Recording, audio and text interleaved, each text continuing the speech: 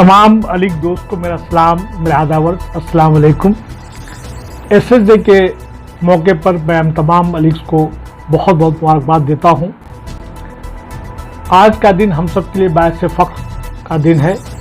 हम सबका SS day से बहुत ही जज्बाती लगाव है। मैं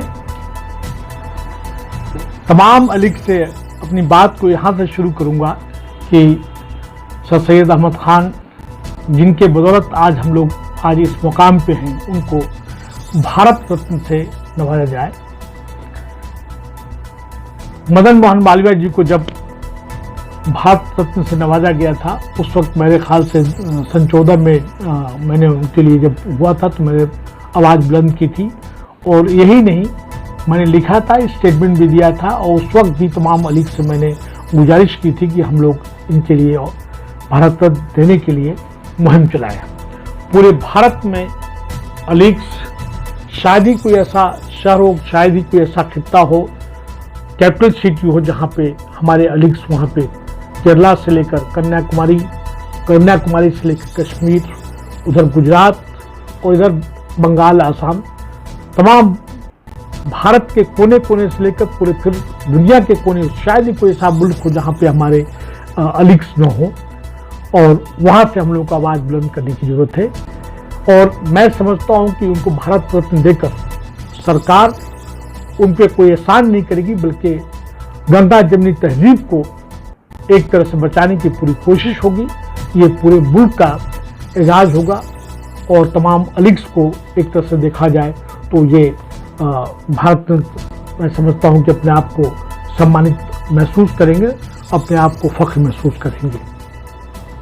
मैं भारत रत्न के बारे में ये बता दूं कि अभी तक जो रिकॉर्ड है, 46 में से 29 जो हैं, 29 जो है ब्राह्मण्स को मिले हैं, और सिर्फ 5 मुस्लिम को मिले हैं, और बाकी कायस्थ को 3-4 मिले हैं, और बाकी 1-2 लोगों को मिला है। और हम लोगों के साथ तो हमेशा से 47 के बाद से अब नाइंसाफ़ी, तो मैं किसी सियासी पार्टी को तो कुछ कहना नहीं है, लेकिन कहीं न कहीं यह महसूस होता है कि हम लोगों के साथ हर लेवल पे, हर लिहाज से discrimination, deprivation, suppression, systematic elimination हुआ है, जिसकी वजह से हम तमाम तरह के तमाम फील्ड में हम पिछड़ते चले गए हैं। सर सैयद साहब का जो मिशन था वो तालीम था, अलीगढ़ मूवमेंट जिसको हम कहते हैं, उनके थक दिया गया है।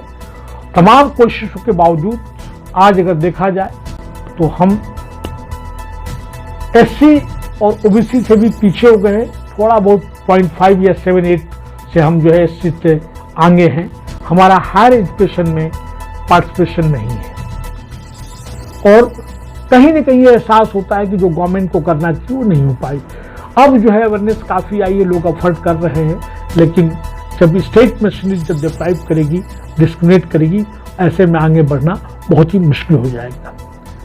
अभी हाल ही में नेशनल एजुकेशन पॉलिसी आई है, उसमें आप देखेंगे कि ढेर सारे कॉन्ट्रडिक्शंस, और कॉन्ट्रडिक्शन के साथ साथ डायकॉटमी है, जिसमें उर्दू के साथ साथ में अपने कश्मीरी लैंग्वेज और लैंग्वेज के साथ में एक तरह से देखा जाए तो अलगाव है, और कहीं न कहीं सप्रेस करने की कोशिश की गई है। उसी तरह से अभी आसाम की गवर्नमेंट ने मदरसा एजुकेशन को बंद करने की बात कही गई है। ये सब चीज़ें हैं। इसके साथ मैं ये भी चाहूँगा कि तमाम हमारे जो अलीग्स हैं, जिस शहर में है, जिस स्टेट में है, जिस मुल्क में है, सर सैयद साहब के नाम से और उनके तमाम जो कोलिग्स हैं, फ्रेंड्स से, फॉलोअर्स थे उस ज़माने के, और ख़ास करके जो हमारे फ्रीडम स्ट्रगल के अनसंग हीरोज हैं, उनके नाम पे भी हम लोगों को कम से कम क्वालिटी स्कूल और क्वालिटी कॉलेजेस, क्वालिटी एजुकेशन देने के लिए कॉलेजों को बनाना चाहिए, उनको रखना है। क्योंकि हर लेवल पे कहीं न कहीं हम लोगों को होस्टाइल सिचुएशन या जज्बाती ऐसे मुद्दे उठा के किए जा रहे हैं ताकि उलझा कर रह जाए, हम कहीं न कहीं हम उसमें उलझ के रह जाएं।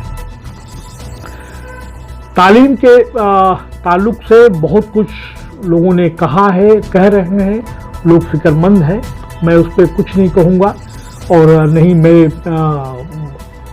इस मौके पे कहने की ज़रूरत है। हाँ, इतना ज़रूर है कि मैं चाहूँगा कि उनको एक भारत रत्न देने की एक हम लोग को मुहिम चलानी चाहिए और अपनी तालीम के लिए हमें कोशिश करनी चाहिए। हमारी जो समाज में जो डिसयूनिटी है, किसी न किसी चीज़ को लेके हमें डिसेंशन है और जिस तरह से हम लोग में बिखराव है, उसको भी एक यूनिटी देने की कोशिश होनी चाहिए। हम लोग को इसकी भी करना है।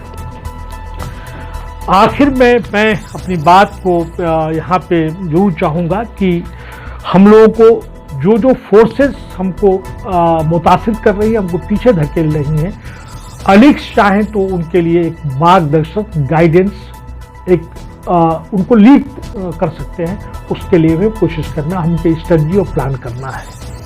और आखिर में मैं अल्लामा इकबाल का ये शेर, ऐसे तो सर सैयद साहब के ढेर सारे कोट्स हमारे पास हैं और ये तमाम कोट्स जो है हमारे दिल के बहुत ही करीब है, बहुत ही दिल के करीब है। मैं इतना टाइम नहीं है, मैं तो इनके बारे में सिर्फ एक शेर ये कहना चाहूँगा कि हज़ारों साल नरगिस अपनी बेनूरी पर होती है, बड़ी मुश्किल से होता है चमनजीद और पैदा।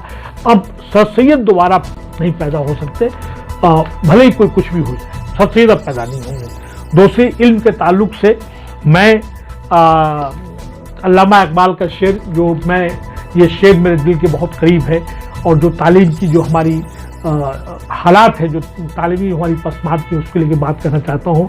हैरत है कि तालीम और तरक्की में है पीछे, जिस कौम का आगाज़ ही इकरा से हुआ था।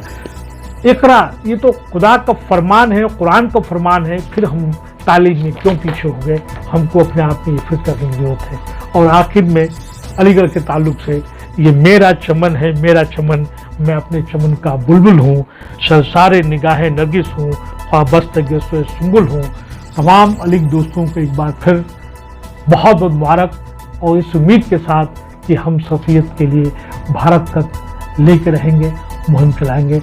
आप सबका बहुत बहुत शुक्रिया। Thank you very much.